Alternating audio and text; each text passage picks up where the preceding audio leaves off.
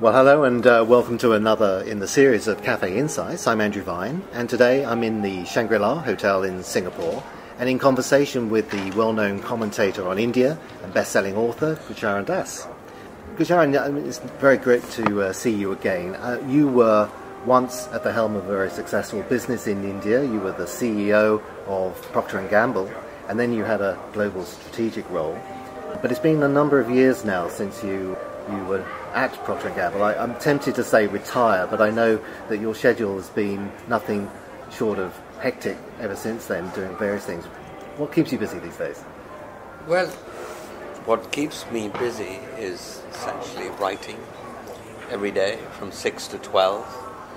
I write, I don't look at email, I don't answer the phone. Only if there's a fire in the house will I get out of my study. But yes, and I'm on a number of boards as well. And frankly, why I did it, I mean, one can have two careers in a lifetime. The human span has grown.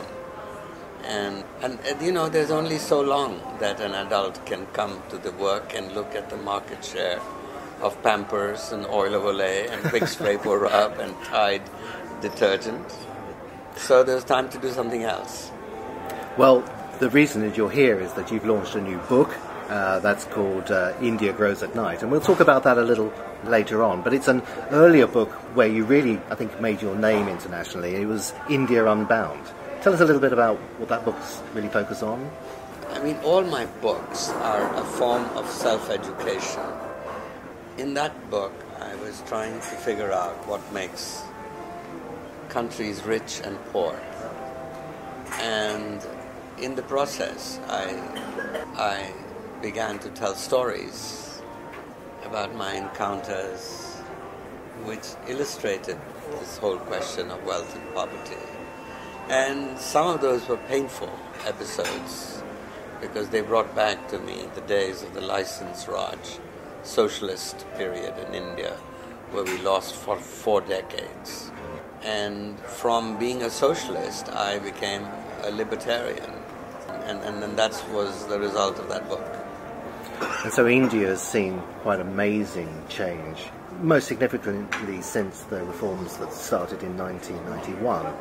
So you take a look at how India's been progressing and what the future potential is for India too. Right, and over this period, where I think I've also moved my personal ideological stance from being a libertarian who believed in a laissez-faire state to one where I realized the importance of the state. And I used to believe that India was growing despite the state. Yeah. And I celebrated that. And that's why my book, 20 years after the reform, is called India Grows at Night. And the message really is that shouldn't India also grow during the day? The full sentence, of course, is India grows at night when the government sleeps. Right. So we want to awaken the government. We want to untie that one hand that's holding India back. And I think what makes you quite unique in many ways is the way that you talk about India doesn't just come from a business or an economic point of view. It doesn't just come from a political and governance point of view, but a very holistic one in terms of how we live and the values of progress. You went on to write another book, The Difficulty of Being Good, which is quite an intriguing title, but focuses on the subtle art of Dharma. I think Dharma is quite a difficult word for foreigners to really grasp the true meaning of. But, you know, this is really about moral and ethical failure. Right, and it really comes out of my background at the university when my subject was philosophy, not business. I ended up in business by accident. Summer before, I was going to Oxford to do a PhD. When I got cold feet, I didn't think I wanted to spend the rest of my life at that high stratosphere of abstract thought. And so I went into business. But to come back to Dharma, Dharma is a very frustrating word. It's difficult to translate. Dharma, basically think of it as the right thing to do. So it can mean duty at some point. It can mean law at other times. It can mean goodness and virtue at other times. And what spurred this? Was it despair at India's moral and ethical failings, or were you looking more globally at the calamities of the global financial crisis? Well, it started with my despair, frankly. You know, moral failure and corruption and governance failures in India, they hang over us like the smog does in Delhi. Right. And that's what really drove me to write the book. But then I saw a global audience for the book, and so when I went on a book tour in America, I realized that Wall Street bankers were the ones who needed some help. Right. And so they, oddly enough, some of them invited me to come and speak on the difficulty of being good. But it's looking at the right thing to do and the way India should be governed, which drives you now to write this latest book or essay, as you kind of call it. India Grows at Night when the government is asleep. It looks like this is gaining a lot of interest. We met before a number of years ago, and I do remember sharing this joke with you about how India grows despite the government, not because of it, and that all seems wrong. Quite right. And I think India's story, if you look at it, is a story of private success and public failure. We have to fix that. It's not going to be easy, but we have to also realize that India has come a long way. If you compare with democracies around the world, my book actually began in Tahrir Square in Egypt, and the Egyptians were concerned with how we kept the generals out of power. And I mean, I said that we've never even thought of that question. And so really in this book, I try to bring some perspective that here's a country which has became the second fastest growing economy in the world despite the state. So imagine if it got the state going. Imagine if you weren't trying to progress with one hand tied behind the back. Exactly. And so the connection with Dharma really is that the people who founded India's republic 65 years ago were saints. I mean, that first generation, they were like that first generation of leaders who founded America. They were embarked on a moral project. And in fact, so were they committed to Dharma that they put the wheel of Dharma in the center of the Indian flag to remind us every day that there is a right and a wrong, and that there's something called public Dharma, and that the role of a leader is to uphold the law. The leader is beneath the law, is not above the law. I mean, I can tell the way you speak that you are optimistic about India's potential. Well, one has to be. A country which has, despite the state, achieved for 5 years almost 9% growth rate. It's got a savings rate, even now when the economy is down, above 30%. That economy, you've got to admire the entrepreneurship which has created 25 globally competitive companies and another 25 who are getting there and will get there in the next few years. And plus, it's a country that's given its people enormous liberty. India got democracy before capitalism, which is exactly the opposite to the way the rest of the world did it.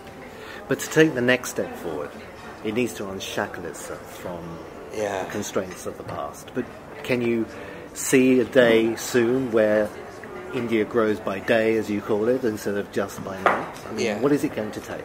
I pin my faith in the middle class, in the new middle class, which now is young.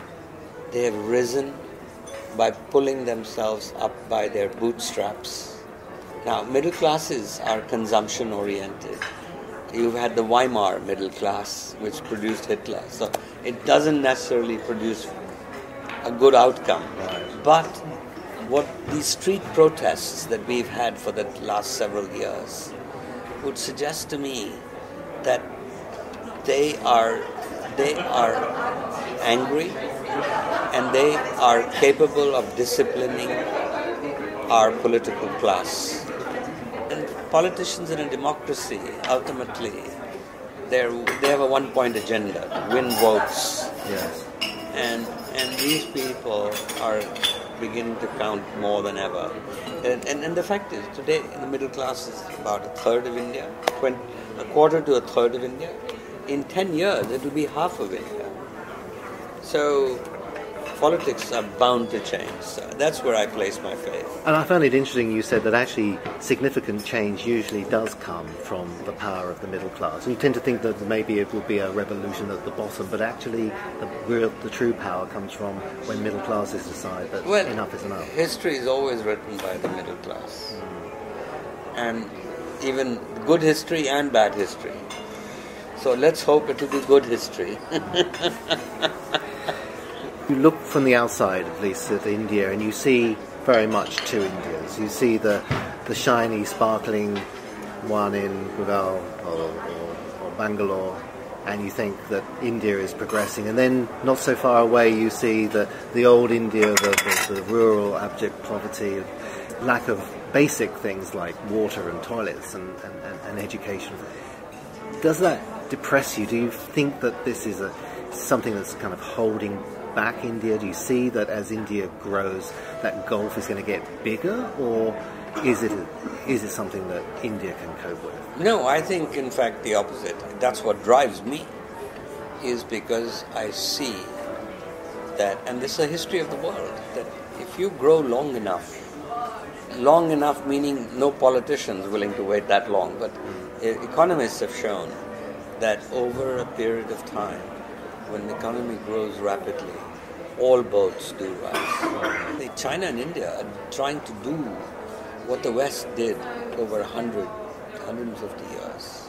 Right. The West created its middle class. It took 150, 200 years.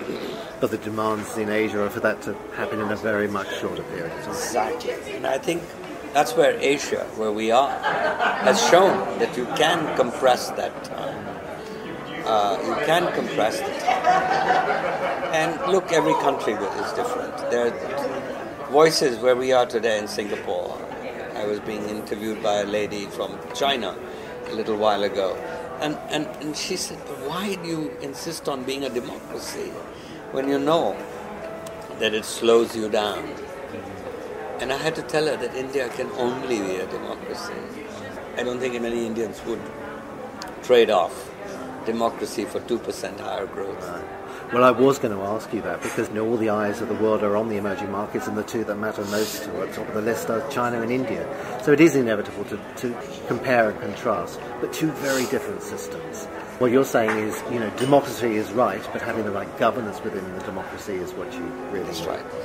And democracies have fixed themselves. I mean, England in the early 19th century was a very corrupt country, but it did its reforms from 32 onwards. It had Gladstone, Disraeli, and in this century had Margaret Thatcher. And all of them brought a lot of accountability and improved the governance of the country. So, yes, I think what we need are the reforms of governance, bureaucracy, the judiciary, the police. And that's where we need to bring the focus from the sort of giveaways so that politicians think win elections. And you were talking about the pillars of the institutions that really matter. And Right. these need to be in equal measure of good executive, Yes. rule of law, I and mean, accountability. I'm making a case for a strong liberal state. Now, a strong liberal state has these three pillars. One, that it is got an executive that's capable of quick, decisive and determined action. That action is bounded by the rule of law, number two. And finally, that action is accountable to the people. Now, these three pillars don't reinforce each other, unfortunately. They sometimes undercut each other. But that's the balance. I mean, good government, good states are able to achieve that democratic balance. Well, we all look forward to seeing progress. I know there's a lot of frustration of the political system in India. Let's hope that we can see India grow by day as well as by night, as you put it.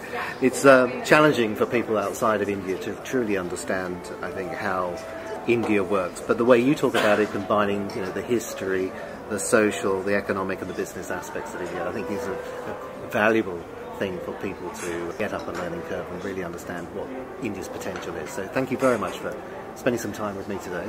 I look forward to seeing you going back in Singapore soon. Thank you, Andrew.